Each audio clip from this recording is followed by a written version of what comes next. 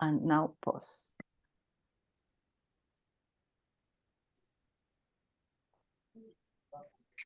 Okay.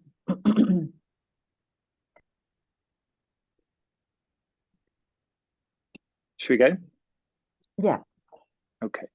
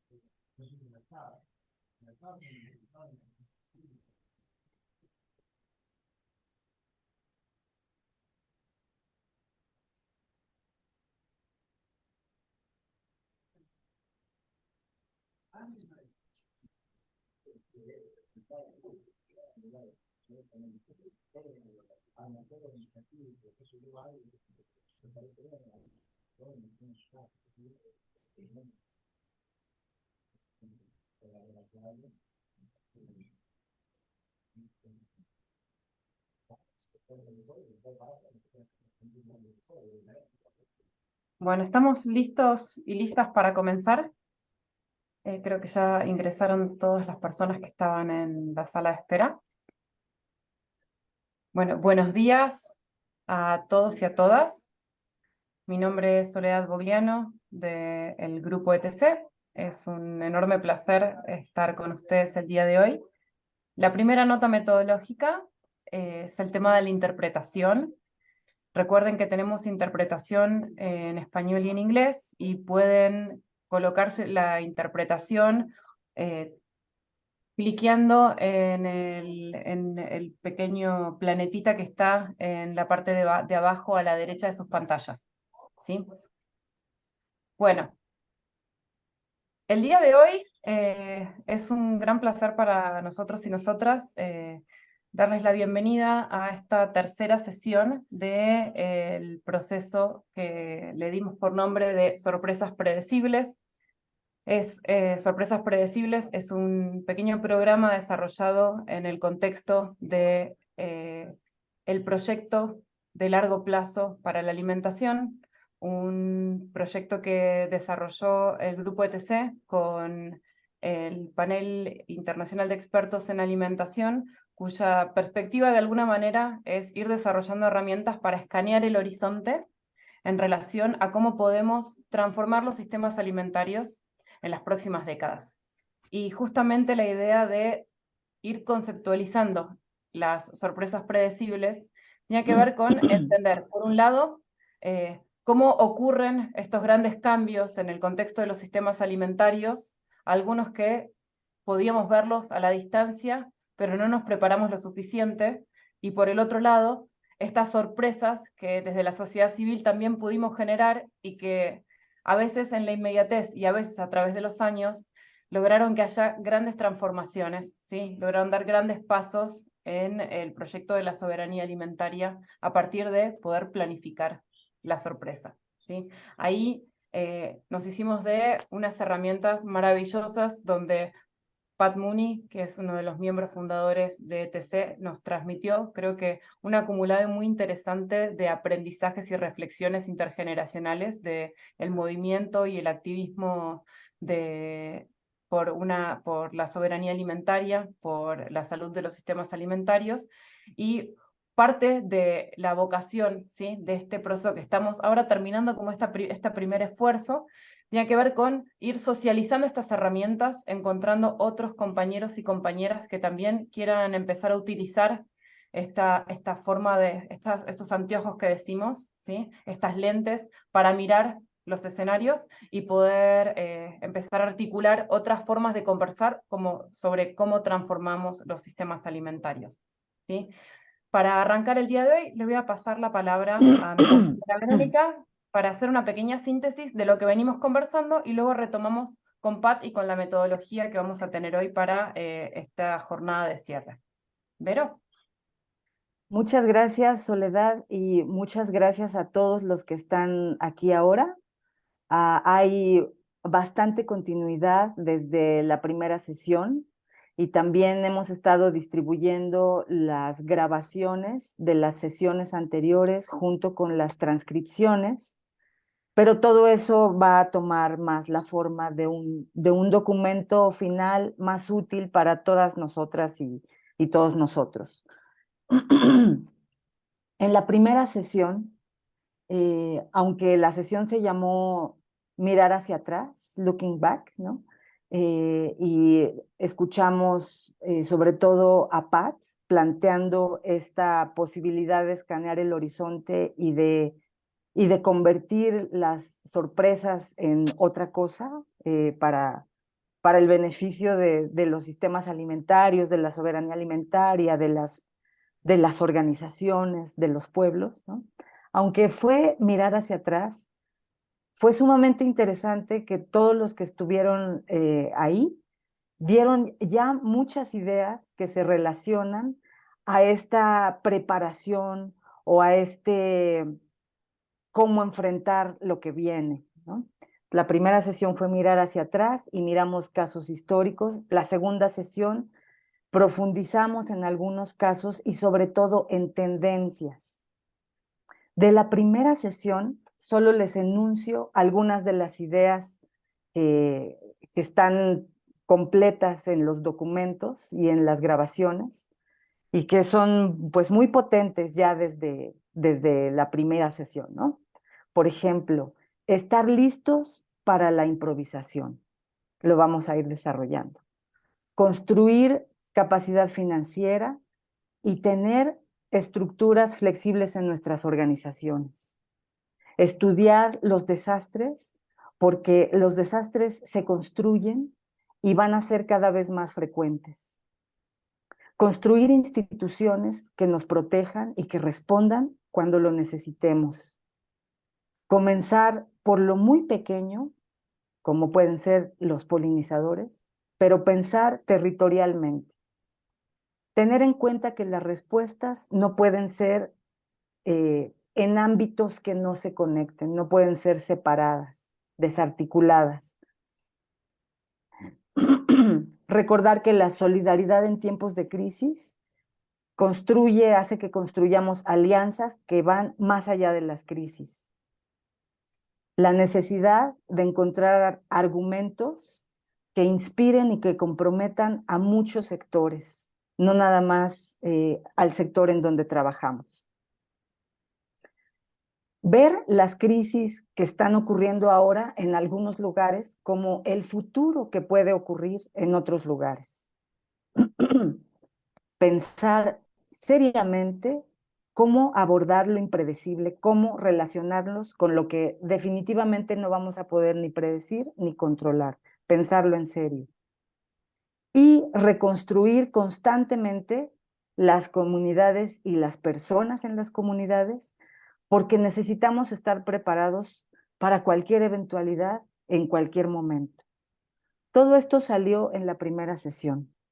En la segunda sesión, escuchamos, por ejemplo, a Silvia profundizar en la próxima pandemia y, entre otras cosas, decir que la cantidad de preguntas abiertas que se plantearon durante la crisis de COVID-19, la cantidad de preguntas que allí se plantearon, siguen sin respuesta. Eso nos pareció pues muy importante, ¿no? Simplemente si exigiéramos y diéramos una respuesta al montón de preguntas que surgieron durante la pandemia, ya sería un ejercicio de preparación, porque la siguiente pandemia, según, según las tendencias, según la situación de las vacunas, de la cadena de suministros de farmacéuticos, eh, la, la situación de la agricultura industrial y de la crianza industrial de animales no ha cambiado ni un milímetro. Entonces podríamos decir, ahí viene otra pandemia y todas las preguntas que nos hicimos siguen abiertas. Escuchamos también hablar de la crisis de solo un tipo de polinizadores, que fueron las abejas, que es tal vez tan evidente, y es un apocalipsis ya para los lugares donde se produce la miel, que casi siempre son lugares campesinos, lugares indígenas y lugares de bosque. Y se agregaron, por ejemplo, comentarios sobre la crisis del agua y los colapsos el colapso del Internet. Pat habló sobre el absurdo en el que están ahora algunas de las más importantes cadenas de suministro en el mundo. Y la ironía, por ejemplo, de que la industria de armas tiene serios problemas para tener algo tan simple como la munición, ¿no? Para proveerse de munición. Eso en un ejemplo de una cadena de suministro que no vamos a elogiar, pero solo para decir el absurdo de las relaciones entre los distintos eslabones de las cadenas de suministro. Eso vimos en la segunda sesión. Y en esta sesión la idea es si podemos comenzar a responder las preguntas de qué necesitamos en nuestras luchas y en nuestras organizaciones para fortalecer esta preparación, esta mirada y esta acción en el presente de la preparación. Entendemos que todo esto va a cobrar cuerpo y va a ser encarnado en la práctica. Cuando regresemos a nuestras comunidades, a nuestros campos de cultivo, a nuestros grupos de estudio en las universidades o en donde trabajemos, ¿no? Entendemos que la práctica será lo principal después de estas 3 sesiones y queremos enfatizar que tal vez hemos escuchado mucho la idea de las advertencias tempranas, pero que en este esfuerzo queremos enfocarnos en el escucha temprano y que ya la práctica de escuchar lo que cada quien dice con tiempo y con apertura y con sorpresa, pues es una práctica que nos ha arrebatado la vida rápida que tenemos y bueno, queremos enfocarnos en la escucha. Y ya, ahí lo dejaría yo y daríamos la palabra a Pat. ¿Sole?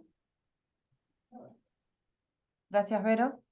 Bueno, entonces esta tercera sesión que se enfoca en los aprendizajes para recibir el futuro, va a tomar como puntapié inicial una intervención de Pat que le hemos llamado, o le ha llamado Pat, el sorpresivo alcance de las sorpresas predecibles. ¿Sí? Y luego de esa intervención vamos a tener un espacio para conversar entre nosotros en base a algunas preguntas. Así que, Pat, es todo tuyo el espacio.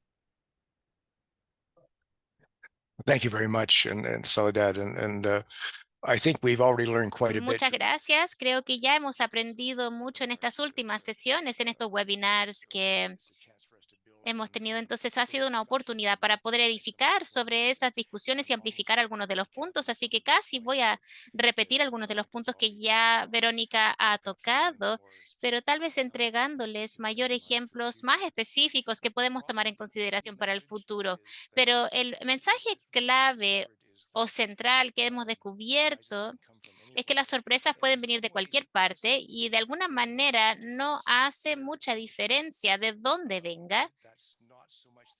No es tanto ese el tema como es qué haces cuando tienes el sentido de que sí viene, y claramente cómo respondemos va a cambiar esto enormemente, ya sea que estemos hablando de comunidades locales o a nivel nacional o a nivel internacional.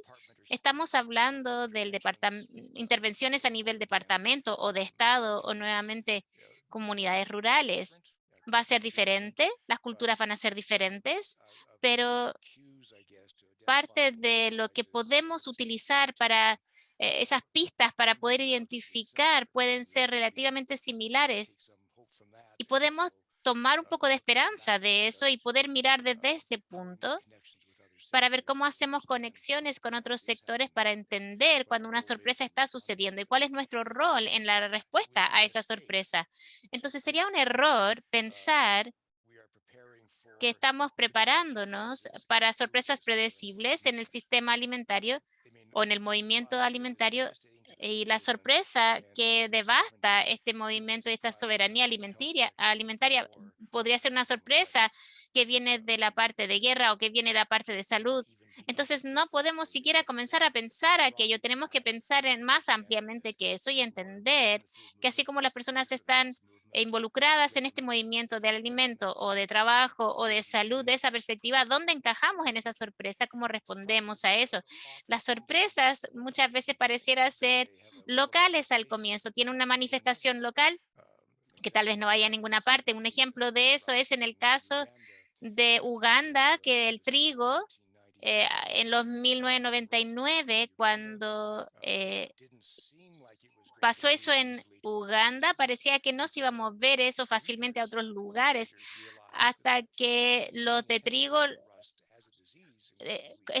óxido, estaban viendo que no tenían óxido de como algo, como un problema, pensaron que se estaba guardando, que no era tema, y que se estaba el hongo del trigo, el roya. Entonces sucedió que ese no era el caso. Entonces lo que antes era un problema solamente en Uganda se fue no solamente a través de la parte este de África, sino que también a Arabia, a la parte sur de Asia, sureste de Asia, a China, y a través de todo ese continente asiático y mucho de África, y aún está esperando a esparcirse a otros lugares. Ha estado en Europa, ha hecho un impacto en estos lugares, pero lo que antes se pensó que era una preocupación local, de repente se convirtió en una preocupación global y un riesgo de seguridad alimentaria. Lo mismo también es con los plátanos, donde apareció en un lugar y de repente estaba afectando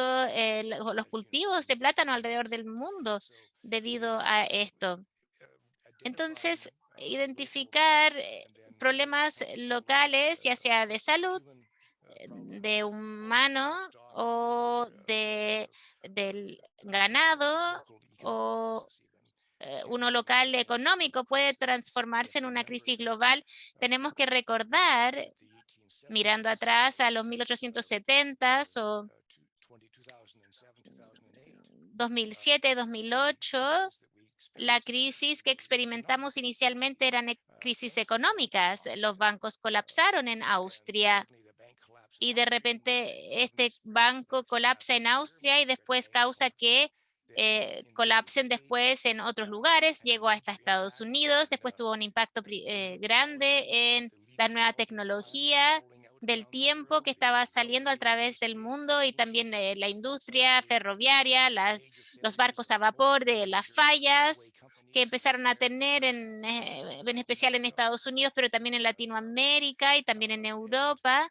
Y con esos problemas ferrocarriles tuvimos problemas de crisis de alimento, el acceso a la comida y todo eso también multiplicado por sequía, y las cosas se empeoraron después de eso, y desde los 1870, 73 más o menos hasta 96 en el mundo, tuvimos una crisis global debido al colapso de ese banco en Austria y afectando la tecnología que era importante para la producción de alimentos y la distribución de comida alrededor del mundo.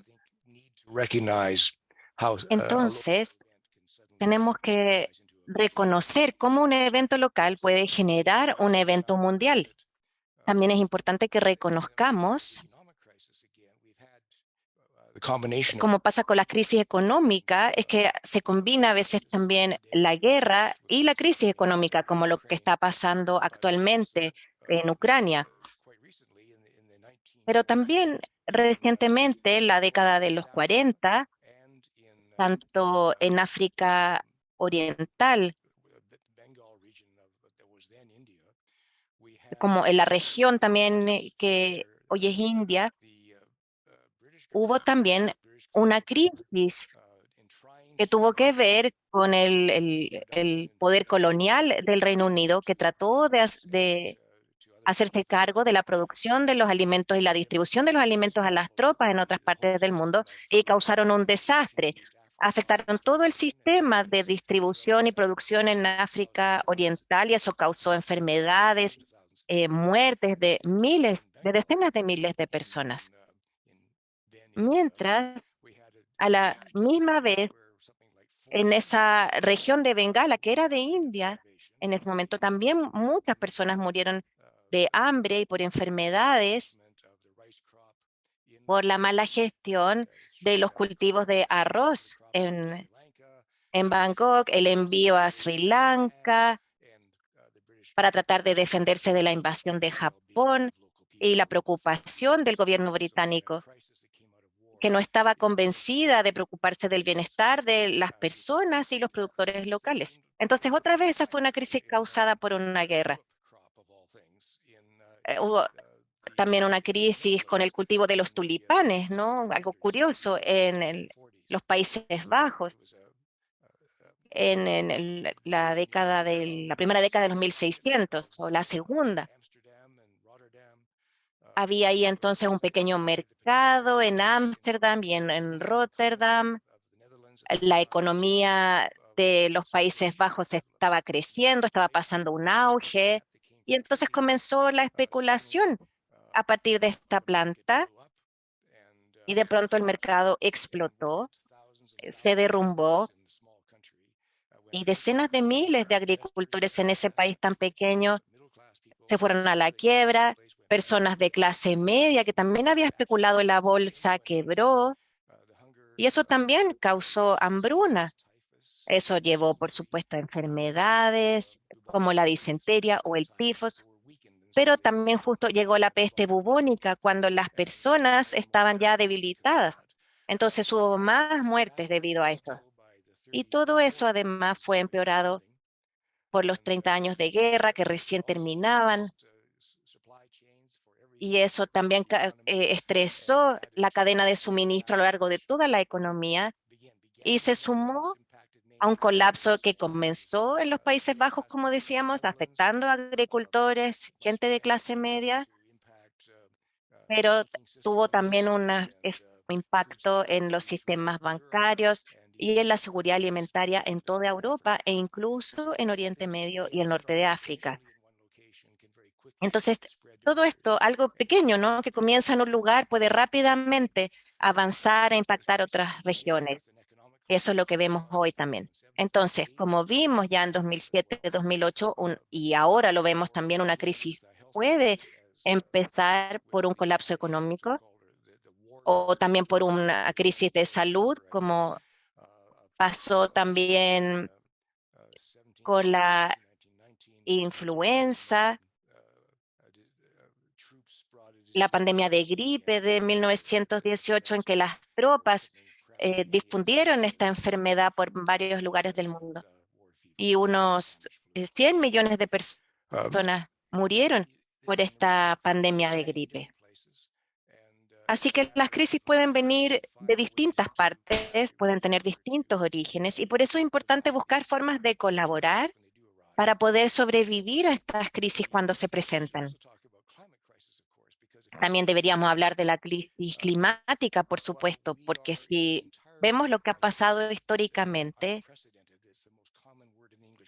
se usa mucho la palabra sin precedentes, ¿no? Y ahora se usa tanto, que vivimos tiempos sin precedentes por el cambio climático, la crisis climática, el colapso de la biodiversidad. Eso sí, es impresionante, pero ya hemos visto varias veces en la historia una combinación de eventos climáticos mundiales que han tenido distintos efectos o manifestaciones en distintas partes del mundo. Vemos, por ejemplo, el problema que hay en el Ártico. Ahora está pasando por una temporada seca y calurosa que hace que el hielo se derrita más rápidamente.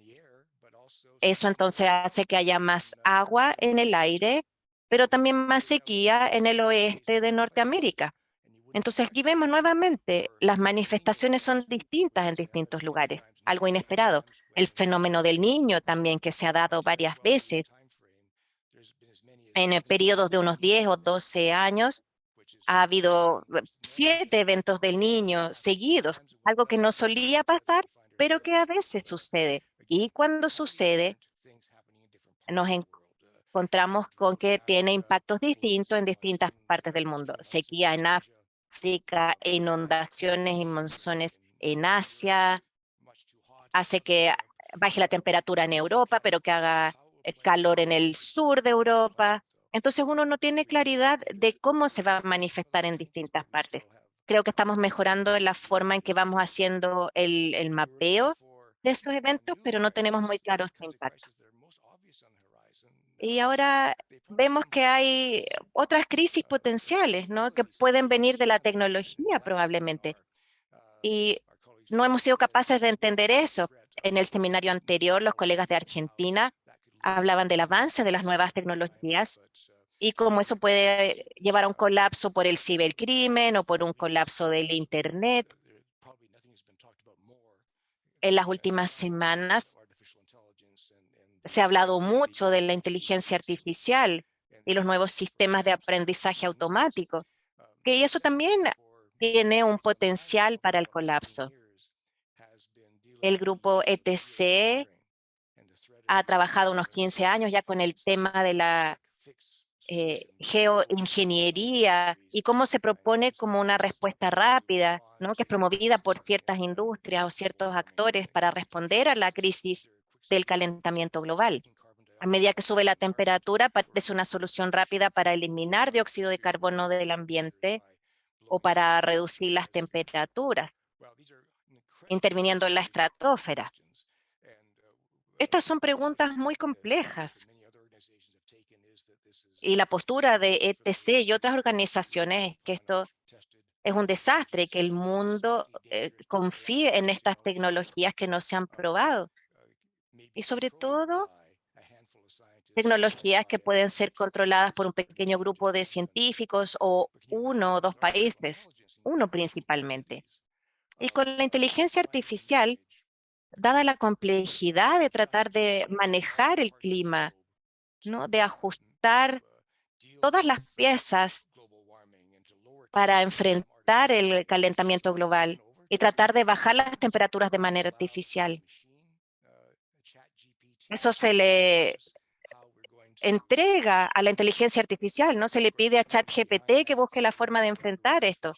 ¿Y quién está detrás de esto? ¿Quién está detrás de los algoritmos que utiliza ChatGPT? ¿Qué intereses hay detrás? Esto también implica una amenaza. Hemos bromeado antes sobre los 4 jinetes del apocalipsis, ¿no? Y en realidad no es un chiste. Claramente la hambruna es uno, la guerra y la enfermedad son los otros jinetes. La identidad del cuarto jinete nunca ha estado clara, ¿no? Y siempre se discute qué significa realmente. Y yo creo que podría ser la inteligencia artificial. Creo que esa podría ser la amenaza que va a controlar nuestro futuro más que cualquier otra cosa. Y tenemos que estar preparados para eso. Tenemos que esperar que ese cambio también tenga un impacto en nosotros. Y por eso hay que reflexionar sobre cómo responder a esto. Pero creo que también puede ser útil preguntarnos cómo respondemos en situaciones específicas, qué pasos se pueden dar, qué acciones se pueden tomar.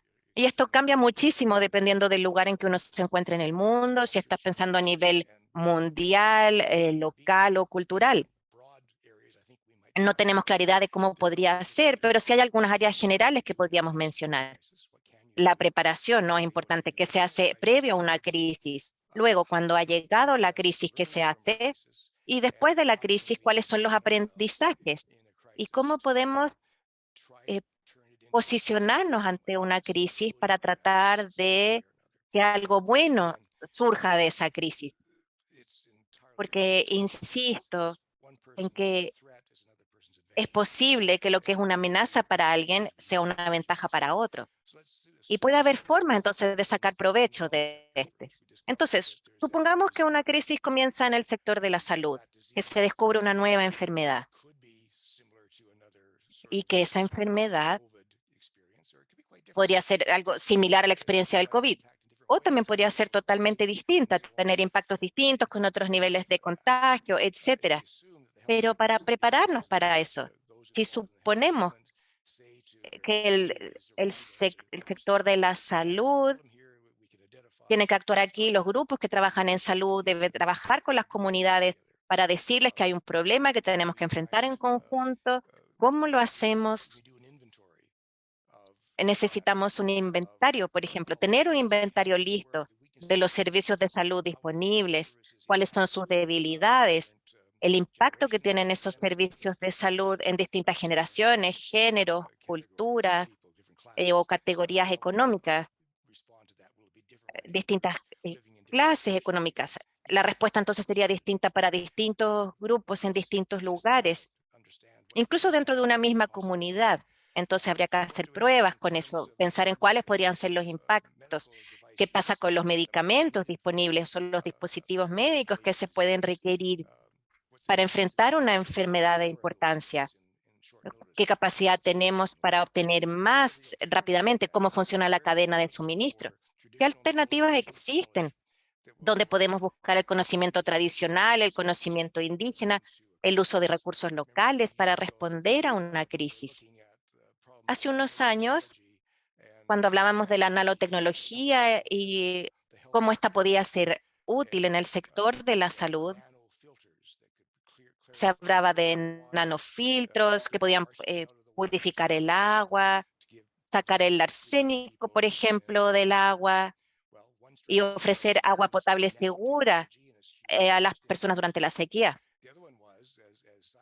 Ahora, una estrategia era usar la nanotecnología, pero eso tenía implicancias. Y luego los científicos tuvieron que reconocer que había otras formas mejores de purificar el agua para eliminar el arsénico. Había soluciones mejores que las que ofrecía la tecnología y que era algo que se usaba habitualmente en ese lugar. Entonces, estas soluciones locales a veces son mejores y por eso también tenemos que tener claras esas opciones adelantadamente, que podemos usar en vez de mascarillas o de guantes o lo que se necesite para proteger a las personas en un entorno médico o en la comunidad. ¿Dónde encontramos esas cosas? ¿Cómo protegemos a los trabajadores del sector de la salud, a quienes están en la primera línea? ¿Cómo garantizamos que tengan alimentos? Que no sea un problema para estas personas alimentar a sus familias mientras están dedicados a ayudarnos a todos los demás. ¿Cómo se apoya a los sindicatos de trabajadores de la salud? ¿Cómo podemos hacer un mapeo de los patrones de la enfermedad y a partir de ahí definir los pasos que deberíamos tomar para que vaya avanzando más lentamente, usando métodos prácticos que tengamos a mano? Se pueden tomar decenas de pasos. ¿Cómo analizamos el daño colateral que puede causar una enfermedad? Sabiendo que ante una epidemia podemos ver que otras formas de protección, como las que hay contra la malaria o las vacunas que se usan para otras enfermedades que afectan a los niños y niñas, eso podría desaparecer, ya que el sistema de salud podría no ser capaz de cubrir eso también. Entonces también tenemos que estar conscientes de eso y estar preparados para el impacto que va a tener. ¿Cómo puede acercarse el sistema de salud al sector de alimentos para buscar su apoyo, para preguntarles cómo pueden ayudarnos para que tengamos los alimentos más nutritivos y más seguros posibles en el momento que necesitamos en plena crisis? Esa es una forma de colaboración. Y desde el punto de vista del sistema de alimentos también hay desafíos interesantes. Hay dudas también sobre si se tiene que producir más alimentos, si deben fomentarse los huertos locales, en los patios traseros, a pensar en estas cocinas comunitarias, centros de distribución, de transporte de alimentos. Hay algunos de esos temas que no es difícil entender, sobre todo para quienes tenemos más experiencia en el sistema alimentario. Pero nuevamente tenemos que pensar previamente cómo se puede hacer esto, cómo podemos aumentar los cultivos o el acceso a alimentos, cómo podemos destinar la tierra que necesitamos o los terrenos necesarios para producir alimentos. Hay que pensar entonces en los recursos alimenticios que necesitan en el agua. ¿Qué recursos de transporte se pueden movilizar para asegurarse de que la comida debe a donde debe llegar? ¿Se puede hacer eso ahora? ¿Podemos conversar estos temas con las autoridades de un país o locales? Decir, la agricultura puede hacer esto o esto otro no lo puede hacer. qué se necesita hacer y qué no. Se puede hacer esto en una etapa previa. Se pueden estudiar los fracasos y éxitos de un sistema después de una crisis para poder sacar conclusiones de eso también.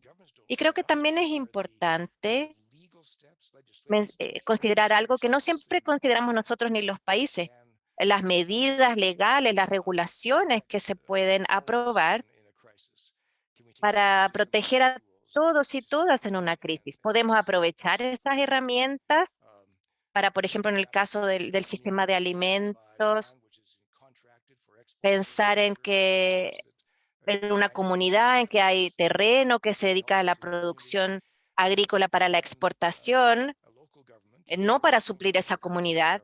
¿Podría entonces un gobierno local o nacional intervenir ahí y decir, vamos a tener normas sobre las rutas que se usan en el transporte, el peso de los camiones que van por la autopista, distintas normas de transporte, de reparación de las autopistas para imposibilitar que estas grandes empresas exportadoras saquen alimentos de esa región destinados a la exportación? Puede crearse herramientas que pueden ser utilizadas a nivel municipal, provincial o nacional, que pueden evitar la exportación de estos alimentos sin tener una respuesta tan dura o tan inmediata de la OMC o de empresas multinacionales. Puede haber también normas de salud vinculadas a la inocuidad de los alimentos. Podrían haber normas que tengan que ver con los impuestos a lo largo de la cadena de suministro en ciertos elementos que son importantes para la cadena, que dificulte también esas exportaciones cuando eso no está favoreciendo a la comunidad local. ¿Podríamos hacer eso?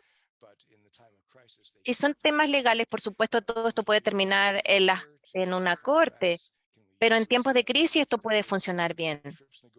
Podemos hacer algo para luchar contra ciertos contratos. Podemos usar temas como los derechos intelectuales, hablar de las reparaciones de maquinaria, por ejemplo, exigir que eso se haga de manera local, las patentes, por ejemplo. Podemos tener un inventario de todas esas posibles herramientas que están disponibles en el sistema alimentario, que nos ayudan a superar una crisis inmediata y que nos pueden servir como herramientas para el futuro. Y también, pasada la crisis, podríamos argumentar con más fuerza por qué algunas cosas fracasan y otras funcionan, y por qué se requiere un enfoque distinto para la producción de alimentos distinto al industrial, y algo que todos podamos seguir y que nos permita tener un sistema mejor. Entonces hay una gran gama de herramientas legales, semilegales, algunas que no son legales, ¿no? Que tienen que ver con la desobediencia civil que se pueden tomar y que podrían justificarse durante una urgencia. También en términos de protección de los derechos humanos, para protegerse de crisis de salud o crisis alimentarias o también crisis climáticas, independiente del origen de la crisis. El gran desafío es mirar más allá, tomar los alimentos como un ejemplo, vernos como un movimiento alimentario no vinculado con otros movimientos de consumidores o productores. No es la mejor forma, sino que hay que buscar formas de poder colaborar con estos grupos, prepararnos previamente a hacer estos inventarios, ir preparándonos a lo largo del camino. Creo que se puede hacer muchísimo ahí, y eso nos ha demostrado la historia. Esta discusión sobre las sorpresas predecibles la iniciamos diciendo que estamos viviendo un siglo de sorpresas y de crisis. Eso es cierto, por supuesto.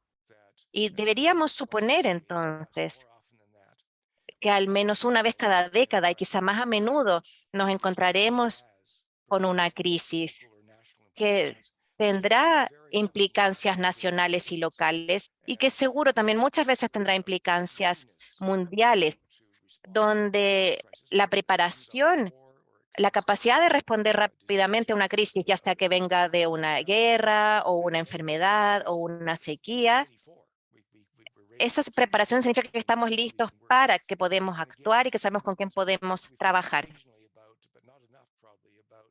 Hablamos ocasionalmente, pero no lo suficiente, de fallas de diferentes cultivos y fallas sistémicas de alimentos. Y si miramos en la historia, podemos darnos cuenta de que es bastante común. Finger millet, también Blade, en los 1940. En Kenia inicialmente fue a través de África, la parte este de África, y después también la parte del sur del Asia, diferente. Esto es una enfermedad que mijo de dedo, y lo importante de esto, de mijo africano, que esto lo que venía con eso era que afectaba a diferentes especies de plantas, de 50 diferentes especies, teniendo que ver con cebada, con trigo, con arroz y diferentes tipos de cultivos. Así que no se quedó solo en un lugar. Y una vez que vemos enfermedades y que ganaderos y que falta de uno, que va de los cerdos a las personas, se puede ver que estas enfermedades pueden ir también de un cultivo al otro, al otro, al otro, al otro, y que va alrededor del mundo. Entonces, teniendo eso en mente y pensando en esos desafíos, preparándonos para eso ahora, preparándonos por los tipos de diversidad que tenemos que crear ahora para poder sobrevivir estas crisis en las décadas que vienen, es importante. ¿Qué podemos hacer crecer si no puede ser ese cultivo?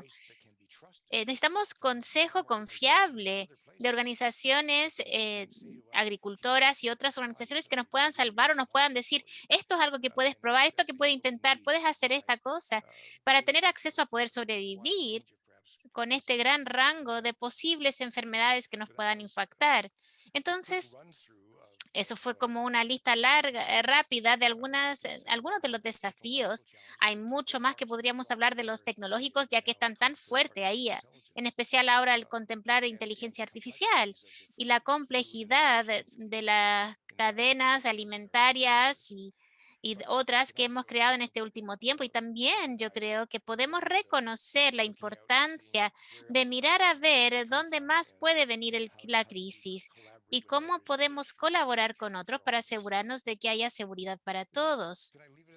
Entonces, ¿puedo dejarlo ahí, Verónica, para poder tener más tiempo de conversación?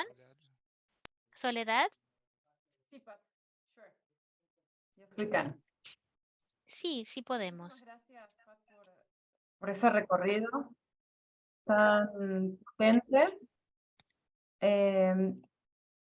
Justamente esta intervención que hacías vos nos permite nuevamente hilar, ¿no? Como una señal que parece estar lejana, que parece no tener tanta importancia, que puede estar ocurriendo lejos, puede ser una alerta temprana para algo que se va a desenvolver de manera global, y cada vez más vemos que estas alertas requieren, lo que decía Verónica, observar con atención y escucharnos tempranamente, o sea, escucharnos entre nosotros, porque son todas alertas que alguno de los miembros del movimiento por los sistemas alimentarios vio. Nunca son sorpresas del todo, sino elementos que intuimos que pueden ser importantes. Y justamente el ejercicio que queríamos proponerles a todas y a todas ahora es que podamos hacer unos 2 grupos de trabajo, ¿sí? Para conversar entre nosotros un poco más en profundidad. Por un lado, puede ser compartir cuáles son estas alertas tempranas que empezamos a ver, por dónde tenemos que explorar más en profundidad, que es lo que venimos trayendo de las sesiones anteriores. Pero además empezar a respondernos algunas preguntas sobre cómo mejor preparamos a nuestros movimientos para poder encarar las sorpresas, ¿sí? Y poder visualizarlas con anticipación. Entonces, pensar un poco esto de las capacidades y los recursos que necesitamos para tener sistemas, para desarrollar sistemas de alertas tempranas. Si estamos en capacidad, ¿cómo hacemos para evaluar si estamos en capacidad? ¿Sí? Y cómo hacemos para naturalizar esta forma de trabajar y no estar siempre, no accionar únicamente en función de la inmediatez, sino poder entrar en estos procesos de trabajar en el largo plazo, en la preparación, ¿sí? Y qué cosas deberemos empezar a cambiar para poder introducir esta mirada más estratégica, ¿sí? Ahí reflexionábamos anoche con algunos compañeros y decíamos, esto es un ejercicio incluso para el grupo ETC. ETC siempre ha tenido un poco esta impronta de tenemos que lanzar las alertas, ver las cosas a la distancia, entenderlas y acompañar a otros a que puedan desarrollar sus sistemas de contención, ¿no? De actuar a tiempo. De alguna manera, este proceso de sorpresas predecibles es nuestra manera de decir, queremos que esta sea una herramienta más colectiva. No queremos nosotros también trabajar con otros para escucharnos más, sabiendo que las alertas vienen de muchas voces, de muchos lugares, ¿sí? Que no necesitamos muchas más cabezas pensando y mucho más diálogo para realmente poder abordar la complejidad que nos está ofreciendo este futuro tan difícil que nos toca enfrentar desde el movimiento por los sistemas alimentarios. Y quisiéramos también que en estas conversaciones podamos pensar metodológicamente, ¿no? Nuestras propuestas de cosas concretas que podríamos ir construyendo hacia adelante. ¿Qué intereses hay? ¿Dónde sentimos que hay un tema que tiene que ser discutido en profundidad? ¿Dónde hay organizaciones que sienten este deseo de impulsar un proceso de reflexión y de preparación en esta perspectiva? Así que con esa apertura, le paso un momentito la palabra a mi compañero Tom para que nos explique cómo nos vamos a dividir.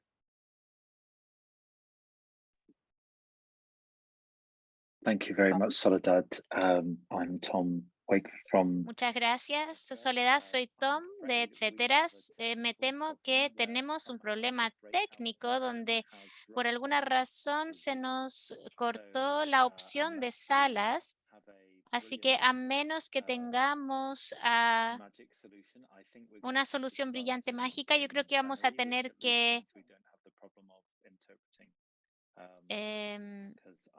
vamos a tener un plenario. No aparece la opción de poder tener las salas, así que pido disculpas por eso. Creo que entonces vamos a abrir para que haya contribuciones en la línea de todo lo que dijo Soledad. No somos un grupo tan grande tampoco, así Well, que we're not such a big. vamos a tener tiempo para hablar muchos y muchas de los que estamos presentes. Así que ahí, entonces, abrimos el espacio para que podamos volcar nuestras ideas a quienes lo deseen.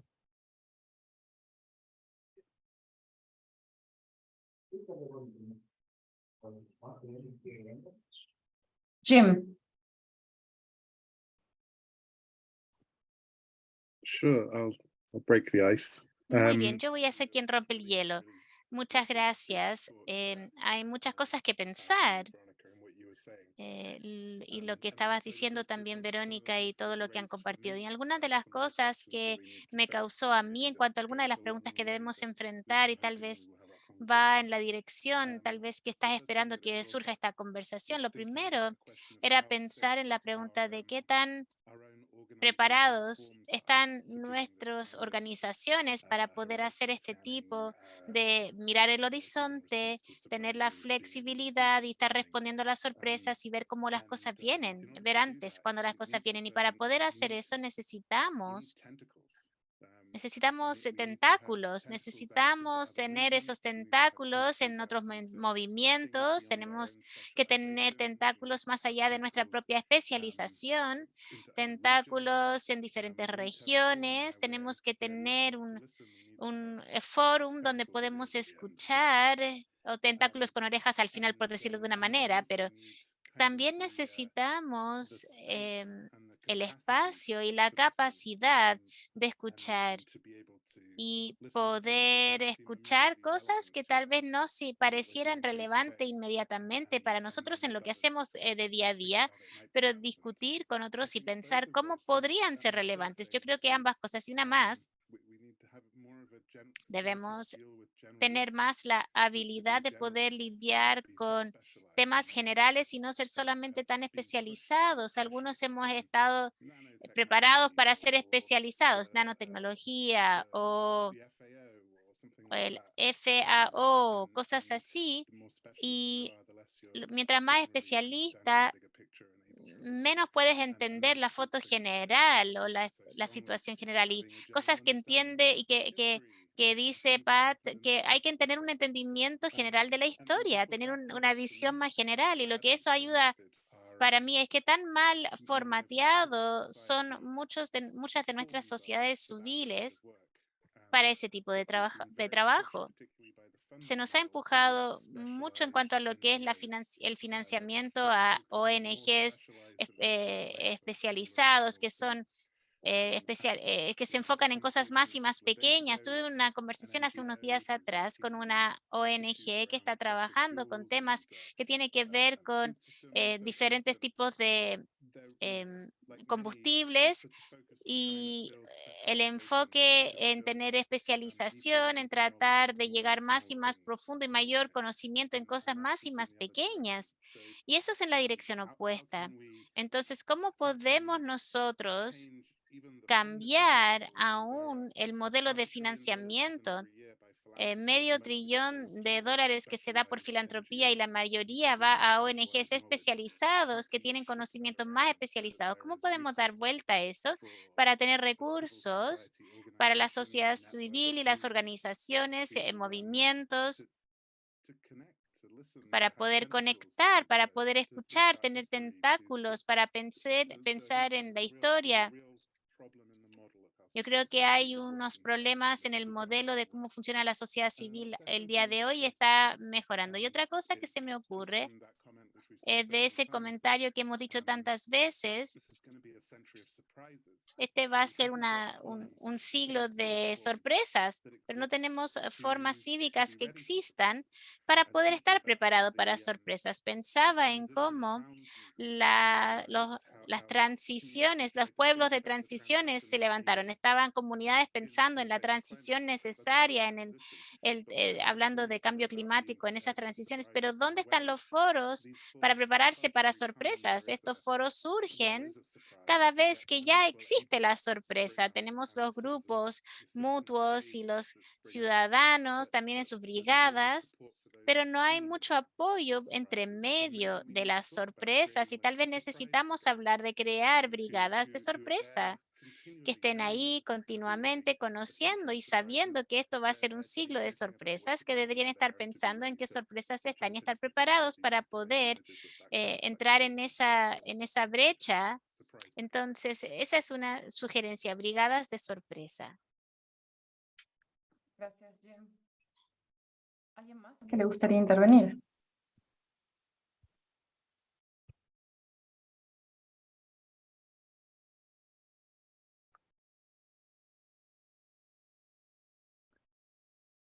I love the idea of surprise brigades. That's a surprise SWAT teams. Me encanta la idea de brigadas de sorpresa, así como un equipo SWAT de sorpresa. Hay varias personas que, ahí está Mónica, muy bien. Mónica, te presentas y no te hemos escuchado las sesiones anteriores. Iba a decir que hay varias y varios que han seguido las 3 sesiones. Entonces, bueno, bienvenida, Mónica. Muchísimas gracias. Voy a hablar en castellano. Me disculpo, no pongo la cámara porque tengo un problemita en el ojo y lo estoy cuidando.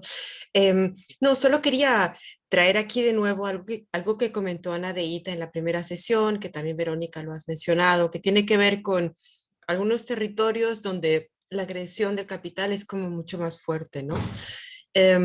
Entonces, ella hablaba de cómo lo que pasó en Estados Unidos, por ejemplo, pues era un espejo en el cual les servía en México para mirarse. Sí, perdón, no me presenté, soy Mónica de Grain, disculpen. ¿No? Entonces, cómo mirarse en el espejo de las regiones donde el capital ha sido más agresivo, ha devastado más rápidamente para poder aprender no solo las crisis que eso genera, pero también de las soluciones que se han ido encontrando en esos territorios, ¿no? Aquí, por ejemplo, en el seminario están Pepe, Beo, Ramón, con quienes hemos estado trabajando el tema del aguacate, y en México, ¿no? Como modelo, y realmente intentado también detectar hacia qué territorios está avanzando esa agresión. Hemos visto que es China, por ejemplo, ¿no? Entonces, cómo ir poniendo comunicación a las regiones donde esto está más avanzado, con aquellas donde está llegando, con las crisis que eso va a generar para poder facilitar como una acción conjunta, para poder prevenir, etcétera, ¿no? Y un segundo comentario que quería hacer tiene que ver con el tema de libre comercio, ¿no? O sea, creo que es algo que no ha salido en estas sesiones, pero que tal vez nos puede servir, es intentar tener un ojo sobre cómo las estrategias comerciales, pienso en Estados Unidos ahora, por ejemplo, están cambiando y qué va a generar eso, poder prevenir, ¿no? El nuevo tipo de tratados de libre comercio que están proponiendo, empujando Estados Unidos, pues ahí hay cambios, ¿no? Y me parece que es bien importante ver eso digamos, con alguito de distancia, ¿no? Sí, ese sería mi aporte de momento. Gracias.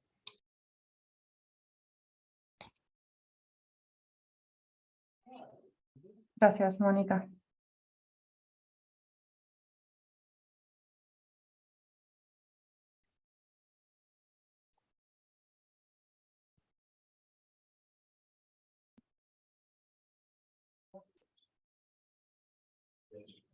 Yo, si no hay nadie, yo tenía una idea que quería compartir, si no hay nadie más por el momento. Estaba escuchando un poco lo que decía Jim sobre la necesidad de tener más espacios en los cuales podamos escucharnos. Y me parece que podemos tomar de la experiencia de cosas que ya impulsan los movimientos para ponerle un poco este enfoque. Por ejemplo, las escuelas de formación de militantes que organiza el MST, que son espacios de muchos días con mucho tiempo para pensar históricamente las cosas. Mi experiencia es que más allá del contenido en sí mismo, son un espacio que no existe en ningún otro lugar de conversación entre organizaciones. O sea, el tiempo que uno tiene para compartir visiones focalizadas en discusiones que tienen, digamos, un itinerario de contenidos y metodológico, rara vez tenemos ese tiempo compartido para conversar. Y vemos que mucho de lo que provocan la reflexión en profundidad con otros y con otras es darnos tiempo, porque habitualmente, o sea, nunca un Zoom de 1 hora nos permite compartir perspectivas más en profundidad, nos permite comentar, pero no nos permite compartir perspectivas en profundidad. Y me parece que en esa cosa concreta que decía Jim de hacia dónde podemos empujar o intentar que se muevan algunos de los recursos de las fundaciones que apoyan a la sociedad civil, esta posibilidad de generar más espacios de formación y de intercambio que tengan que ver con provocar una escucha activa de lo que ven otros, me parece que sería muy importante, tomando las experiencias reales de las cosas que ya están haciendo y que tienen un impacto de largo plazo bien importante. Creo que también otra herramienta en ese sentido es también empezar a generar como comunidades de pensamiento alrededor de las alertas tempranas o de las sorpresas predecibles. Cosas que ahí sí son mucho más sencillas, capaz cosas que podemos visualizar a veces de manera regional. Se van a reír, pero ¿vieron esta película de los zombies donde es Brad Pitt el que salva a todos? Y dice que en Israel tenían 10 personas y a un funcionario lo hacían pensar siempre lo peor. O sea, ante cualquier cosa que pasaba, uno tenía el rol de pensar el peor escenario en función de algo que ocurrió. Y me parece que metodológicamente tiene sentido, ¿no? Poder tener espacios en los cuales nos demos el rol de que uno de nosotros haga el esfuerzo de presentarnos un escenario para discutir lo peor que podría pasar o cómo podría pasar, que también es darnos un tiempo específico a reflexionar con este enfoque. Bueno, eso lo dejo como 2 ideas que me parece que son cosas que se pueden hacer, ¿no? Que nos ayudan a darle una forma a este ejercicio.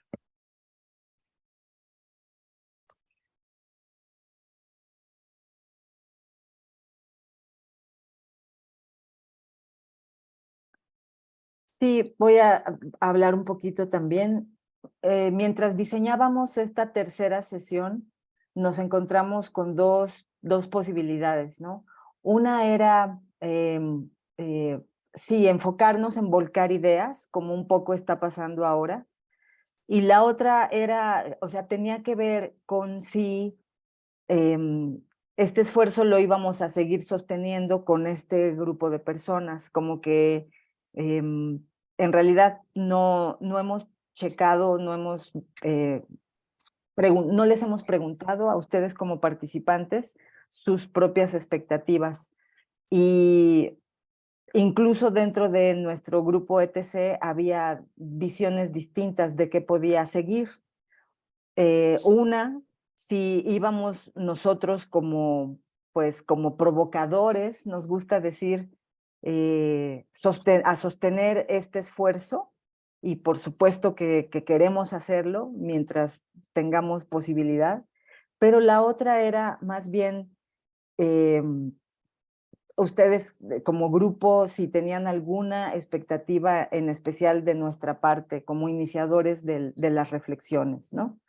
Bueno, solo quería ser transparente, es muy poco tiempo para hacer un plan en este momento, pero quería decirles que más bien comenzamos pensando en proponer una metodología para pensar el futuro y para ir aterrizando en posibilidades concretas de acción, pero nunca realmente, o sea, nos planteamos que íbamos a seguir como un grupo consolidado.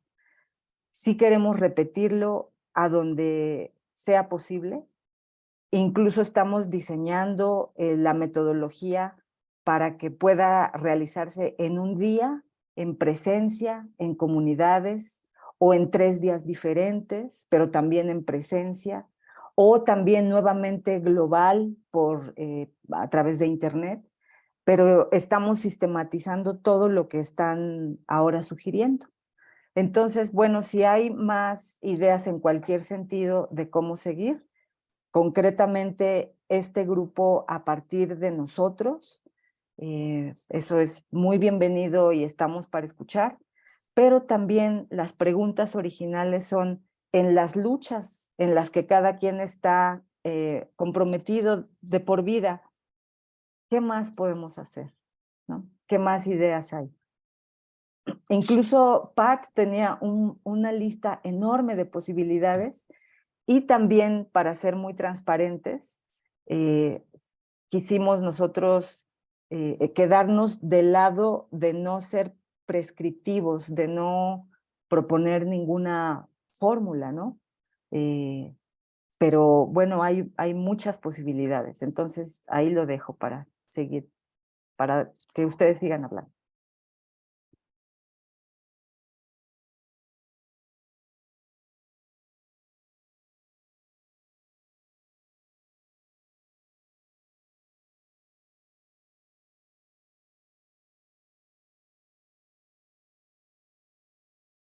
También hablamos mucho de la dificultad de transmitir este lente, ¿no? De heredar, de poner en la mesa esta perspectiva y que a lo largo de 270 minutos pudiéramos asumirla colectivamente. O sea, sabemos que es algo abstracto, ¿no? Y hablando con otro compañero anoche sobre este tema, decíamos, observando las diferentes participaciones que ha habido, ¿no? Qué difícil es pensar en un futuro que podamos llamar nuestro cuando el presente que tenemos en tantos lugares está totalmente roto, ¿no? Cuando en la sesión pasada Pat abundó sobre las posibles hambrunas, un compañero de Guatemala dijo, ya ahorita estamos en muchas regiones padeciendo las hambrunas más extremas. Entonces es también esta dimensión, pues tenemos que incorporarla a los pensamientos, ¿no? ¿De qué sigue? ¿Alguien más?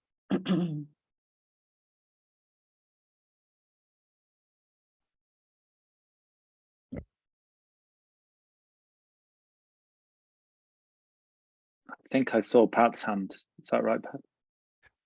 Yes, Creo que Pat levantó su mano.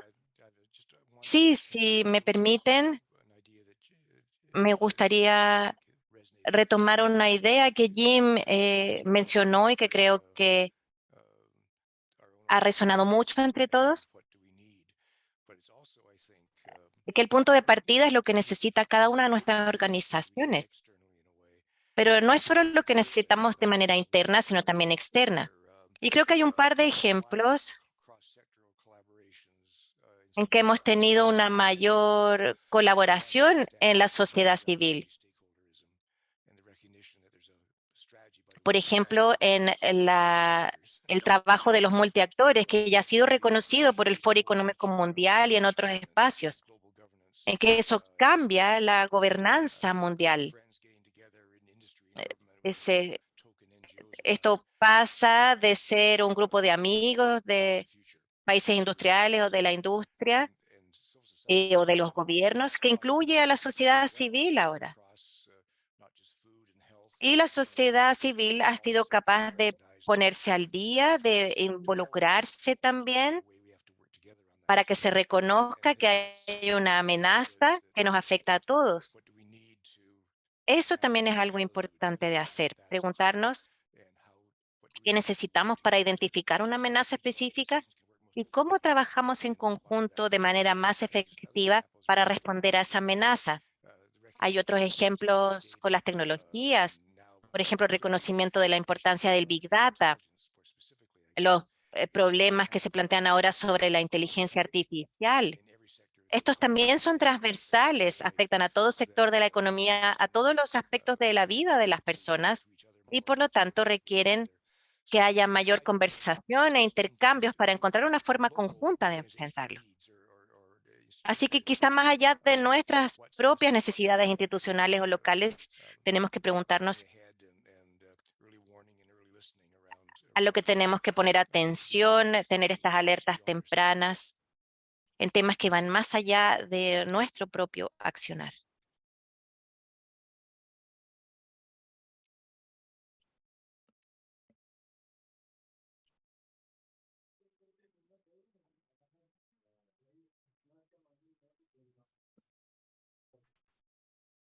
Bueno. Nick, thanks. Hi, Ah, I'm Nick Nick, from adelante. Hola, yo soy Nick. Hemos estado trabajando en un proyecto con el grupo ETC.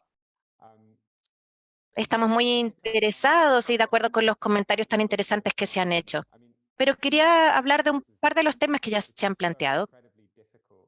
Mi sensación es que es muy difícil planificar para aquello que no podemos planificar, ¿no?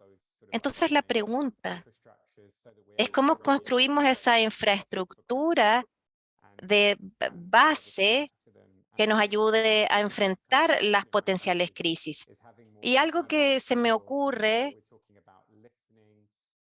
es tener más reuniones, ¿no? Hablamos de escuchar, de ir planteando los temas emergentes. Y eso es algo que hacemos en nuestro trabajo habitual cuando vamos a una conferencia, ¿no? Y podemos hablar con otros y podemos discutir temas que van más allá de nuestra interacción diaria o de los temas a los que nos dedicamos en el día a día. Entonces, si hubiera más espacios donde estos movimientos dedicados a los alimentos y otros, donde se pudieran reunir y escucharse, creo que esto podría darse de una manera más fluida. No tengo la claridad de cuáles serían esos ahora. Está la FAO y el Comité de Seguridad Alimentaria. Esas son organizaciones que son las que arman estos eventos. Esto también se da en el trabajo legislativo.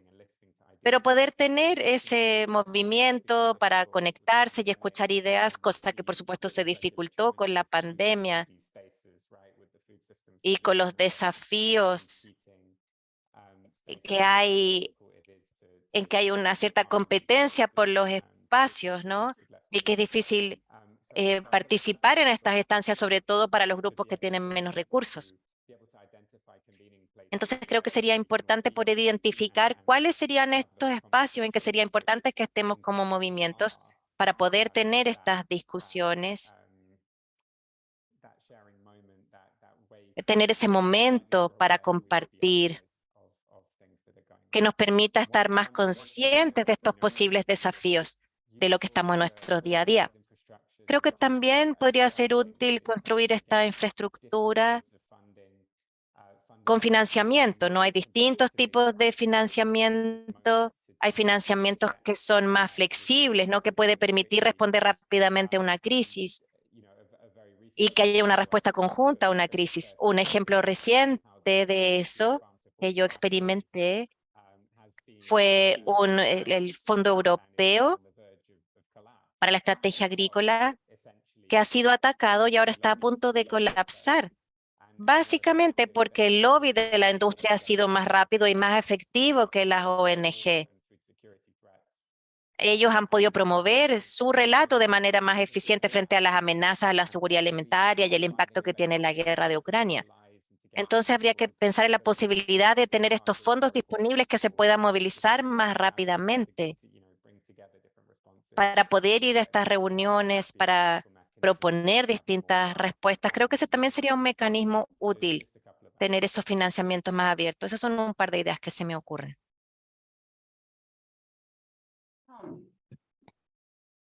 Tom, Thanks. Yeah, gracias. Sí, viniendo directamente del comentario de Nick, pero también lo que dijo otra persona en cuanto a lo que hablaron, en cuanto a las conversaciones que necesitan suceder, lo que dijo Mónica y Nick, cuando dijiste nosotros podemos, creo que estás incluyendo y quería ser explícito los grupos de aquellas personas indígenas, de los campesinos y que tienen generaciones de expertos, de disrupciones, de imposiciones tecnológicas y también tienen muchas formas de sabiduría en cuanto a qué puede sobrevivir, cambios dramáticos que ha pasado a través del colonialismo o inundaciones o cambios. Y yo creo que simplemente suplementaría esta respuesta rápida con una respuesta inclusiva, incluyendo personas que tal vez no necesariamente hablen idiomas europeos. Y yo me doy cuenta de que eso es pedir algo bastante grande en términos de financiamiento, pero yo estoy pensando que conocemos muchos ejemplos en cuanto a los alimentos en esa zona, pero también me impacta el trabajo incluso de incidentes aislados o más aislados que una pandemia, en la cual fueron cosas como el ébola, cuando y hubieron bastantes estudios, incluyendo uno por Paul Richards, si no me equivoco, de esa situación del ébola que no se documentaba acerca de lo que iba sucediendo. Entonces toca tema también de salud, no solamente de alimentos.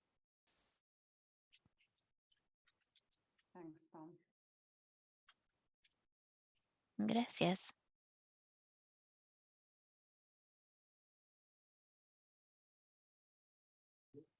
Someone else? Well, we still have. ¿Alguien más? Aún nos queda adelante. Estos son nuestros últimos 10, 15 minutos.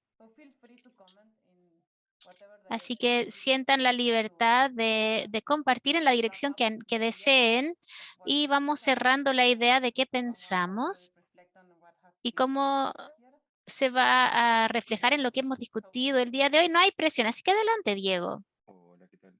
Perdón que no prenda la cámara, pero bueno, el lugar donde estoy es un despelote, así que quiero dar ese placer. Digamos, una cosa que, digamos, mi nombre es Diego Irricio, trabajo para la Global Gas and Oil Network, una red que trabaja por una reducción paulatina de petróleo y gas. En primer lugar, bueno, obviamente agradecer y quería, bueno, remarcar un par de cosas que me habían parecido, me habían resonado mucho, ¿no? Uno, o sea, esta cuestión de poder eh, trabajar sobre esta obsesión de por el impacto inmediato, digamos. Me parece que cualquier tipo de ejercicio tiene que sacarnos como por lo menos esa presión y este moldeado que tanto nos está, creo que, jodiendo el trabajo y jodiendo la militancia y el trabajo más activo, digamos, de un impacto y un resultado en un día para el otro, ¿no? Y poder, entonces, agradecer este ejercicio de poder sacar un poco la coyuntura inmediata. Y por otro lado, cierta obligación a poder trabajar sobre el pensamiento programático, el pensamiento del largo aliento y el pensamiento, digamos, de poder delinear ciertas prioridades más políticas que puedan trabajar sobre los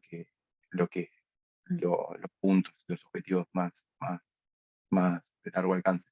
En ese sentido, digamos, un par de cosas que como yo no, y como los ámbitos en los que trabajo no son del agro, me parecería que en primer lugar, digamos, y también retomando esto que pedía sobre qué rol para la ATC y cómo seguir con estos espacios. Por un lado, si estamos yendo hacia cómo poder identificar y trabajar sobre metodologías de crisis, tanto multidimensionales, globales, locales y multiactor, también multitemática y multisector me parecería interesante, ¿no? Entonces, tal vez una propuesta de TC es, como se trabajó sobre una fuerte hincapié del agro, bueno, poder ir hacia otros sectores y que este tipo de ejercicios vaya dando cuenta de qué otras miradas está viendo y cómo se van interrelacionando esas cosas, ¿no? Y un segundo punto, tanto en términos reactivos, y, y un segundo punto con eso es cómo trabajar sobre escenarios de reacción y cómo trabajar en escenarios programáticos, ¿no? Donde la correlación de fuerzas dé para avanzar en sobrepuntos que los movimientos consideren prioritarios. Y un tercer punto es, y volviendo a lo que decía antes, cómo hacerlo con tiempo, digamos, o sea, cómo hacerlo de una forma paulatina, puede ser virtual porque otra no nos queda, pero estos encuentros bimensuales, trimensuales de un par de horas, me parece que pueden también ir dándonos tiempo para reflexionar y pensar. Entonces, bueno, estos eran mis dos granitos de arena y muchas gracias nuevamente por el espacio.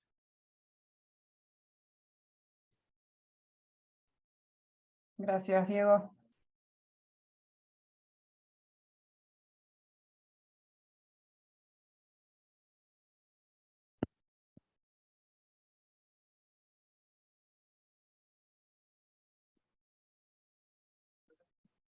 ¿Alguien más? ¿Unos comentarios de cierre? I think I saw Pat's hand one more time.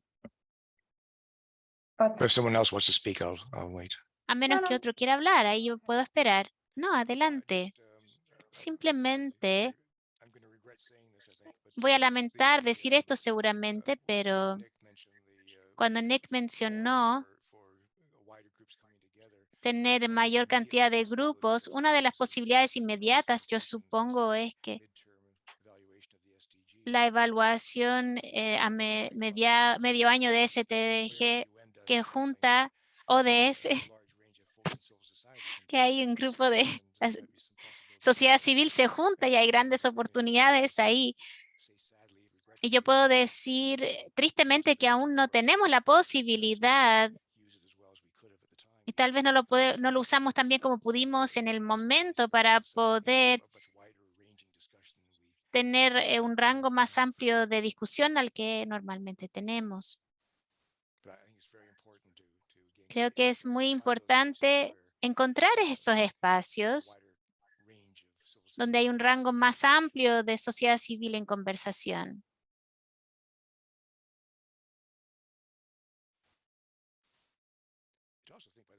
También agregar que hay fundaciones que también tienen una perspectiva más amplia en su trabajo y también podríamos esperar que estarían dispuestos a apoyar ese tipo de actividad, esa fertilización cruzada que puede suceder en sus sectores, que ellos apoyan con su financiamiento podría beneficiarse con personas que se les permitan unirse y tener esta conversación. Mónica. A ver, sí, bueno, con estos poquitos minutos que quedan, yo querría decir, no quisiera dejarles con la impresión de que, vamos, de que no hay mucha reacción a este enorme esfuerzo que se ha hecho, ¿no? Para, para trabajar sobre esto y con la riqueza que ha habido de contribuciones en las 3 sesiones, ¿no? Entonces, mi primera tendencia hubiera sido decir en el cómo seguir, pues que me parecería muy interesante poder hacer como una experiencia piloto. Pata como digamos, delineado algunos pasos o esferas, digamos, de acción que son fuertes, ¿no? Como la preparación, luego durante la crisis y luego el después, ¿no? Pero el poder, por ejemplo, coger ese primer paso en la preparación, monitorear algo en específico. Sé que eso va un poquito en contra de lo que decía Jim, que también me convence mucho de evitar especializarse, ¿no? Entonces, por eso estaba frenando decirlo, pero bueno, lo intento, ¿no? Entonces, si comenzáramos por algo chiquito, en lo cual podemos ir probando herramientas, metodologías, etcétera, quizás podría ser útil para luego, porque si no digamos, te abruma todo el conjunto de crisis que tenemos encima y sectores en los cuales podríamos actuar, ¿no? No sé, esto era una propuesta. Gracias.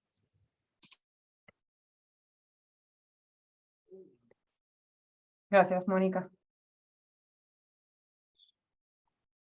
Bueno, de todas maneras, creo que no es un problema que digamos, que no haya muchas reacciones.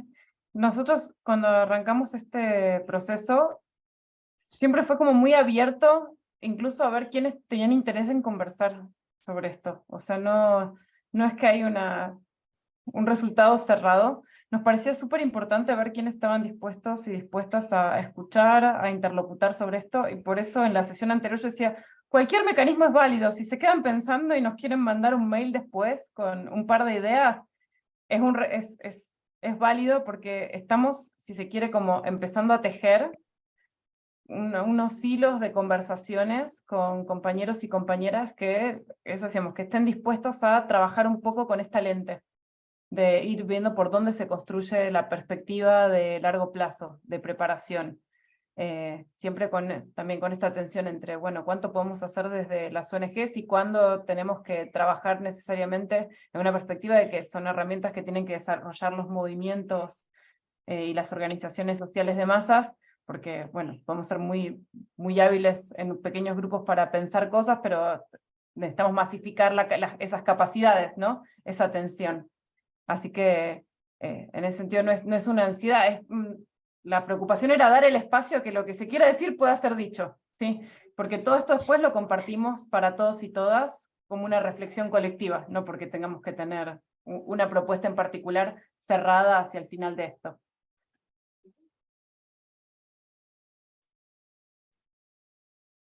Sí, es así como dice Soledad, pero de hecho tenemos varios materiales muy concretos como para regresar sobre lo que hemos llovido de ideas, y habrá un sitio web que albergue todos estos materiales. El sitio web en inglés le llamamos el Long Food Project, será el proyecto continuo por la alimentación. Tendrá su sitio con todo este material y hay incluso una descripción pues muy cariñosa de todo este esfuerzo hecho desde el grupo ETC y IPES Food. Está la descripción para que, si es posible, que la retomen y la puedan replicar en sus lugares de trabajo, pues con mucho cariño va a quedar esta protometodología de cómo pensar las crisis y cómo pensar el futuro y cómo combinar la urgencia en la que estamos atrapados con la necesidad de ver más allá, más actores y todo lo que aquí se ha dicho. Hay unos comentarios muy buenos de Jim en el chat y no sé, ya yo lo cerraría acá y no sé si alguien quiere decir la palabra final de esta sesión. Estaremos en contacto con cada uno de quienes se suscribieron y quienes asistieron para circular las transcripciones, para circular. Hay una investigación que está terminando Pat y que va a ser el eje de una publicación alrededor de las sorpresas predecibles y junto con toda el análisis de las posibles próximas pandemias de Silvia y los otros temas que discutimos aquí.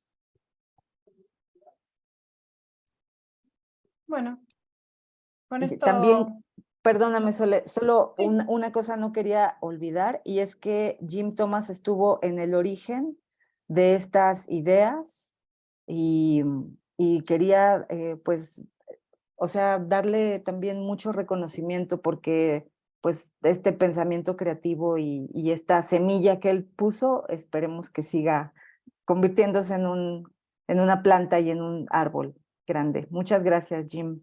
Y por supuesto, siempre el apoyo de Pat para el grupo ETC y PES Food.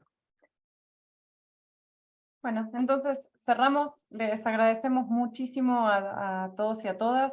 Muchas gracias, Pat, por siempre colaborar con tanto corazón en este proceso. Y bueno, nos estamos conversando, escribiendo, hablando próximamente. Siempre un placer poder encontrarnos en estos espacios. Muchas gracias. Muchas gracias. Hasta luego, compañeras. Bye. Hasta Thank you. luego. Bye. Bye. Thanks.